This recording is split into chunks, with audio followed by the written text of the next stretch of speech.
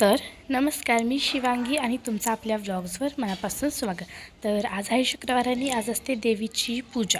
तर मग ती कशी करायची, त्यामध्ये काय करायचं, त्याची मांडणी कशी, हे सर्व मी आज तुम्हाला सांगणार आहे. चला तर मग आजचा व्लॉग सुरू करूया. तर सर्वात पहिले तर इथं मम्मीने आपला देवीचा प्रसाद तयार करायचा असतो, दाल तडका. त्यानंतर इथे आपण खीर बनवलेली आहे, शेवयाची खीर. नंतर चपात्या बनवायला मम्मीने काय म्हणतात पीठ मळून घेतलं आहे.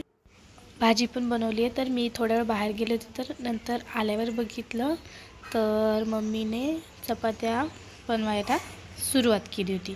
मग तिच्या चपात्या पण आता बनायला तयार होत्या. त्यानंतर पूजेच्या तयारीसाठी कलशावर पहिले स्वस्तिक बनवल्यानंतर वस्त्रमाळ तयार करून घेतली. मग तर हे सगळे सामान आपल्याला पूजेला लागतं. पुस्तक, ताट, दिवा. नंतर गुलाबबाग खूप मोठे होते तर त्याची कट करून हार काढून घेतला. देवीच्या फोटोला हार.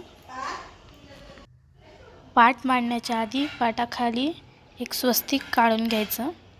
मग स्वस्तिक काढल्यानंतर त्यावर हळदी कुंकू व्हायचं. त्यावर पाट ठेवून पाटावर छान असा लाल कलरचा सुती कपडा टाकायचा. नंतर दिवा लावून घ्यायचा. देवीला दिवाबत्ती करून घ्यायची. फोटो ठेवल्यानंतर पुन्हा त्याला पहिले तर आमच्याकडे हा नकली जास्वंदाचा हार आहे, तुमच्याकडे नसेल तरी चालेल हार. त्यानंतर आणलेला फुलाचा हार घालायचा, त्याच्यावरती वस्त्रमाळ. नंतर देवीच्या फोटोला हळद कुंकू लावून तांदळाची रास तयार करायची. त्यामध्ये बोटाने फुलाचा आकार घेऊन हळद कुंकू टाकायचे. त्याच्याच साईडला छोटे तांदूळ पण टाकलेले दिसतात.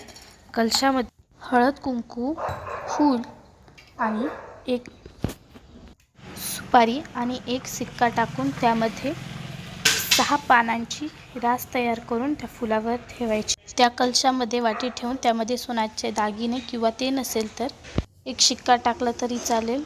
फळं व पुस्तिका ठेवून पुन्हा त्या वाटीमध्ये फूल ठेवायचं. लालचा मान असतो म्हणून लाल फुलं ठेवावी. त्यानंतर देवीला पाणी ठेवावे, गूळ, खोबरं. त्यानंतर देवीच्या प्रसादासाठी ताट तयार करून घ्यायचं. त्याच्यामध्ये आपण बनवलेल्या सगळ्या प्रसादाचं सामान टाकायचं. मी इथे डाळ तडका, त्यानंतर खीर टाकून घेत आहे.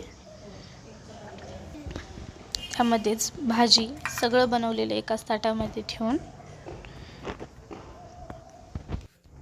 ते ताट डायरेक्ट देवीच्या समोर न ठेवता पहिले त्या ताटातले काही घास तोडून देवीला चारायचे व महालक्ष्मी प्रसन्न अशी रांगोळी काढून त्यावरती हळदी कुंकू व तेथे दिवा ठेवावा.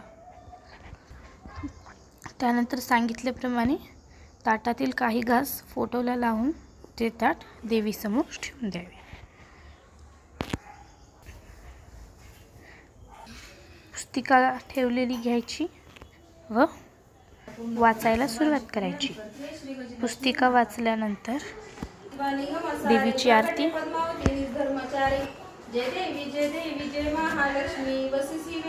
आता इथं आपली आरती झालेली आहे. तर पुढच्या व्लॉगमध्ये नक्की भेटू. आजचा व्लॉग कसा वाटला, लाईक, शेअर, सबस्क्राईब करायला विसरू नका.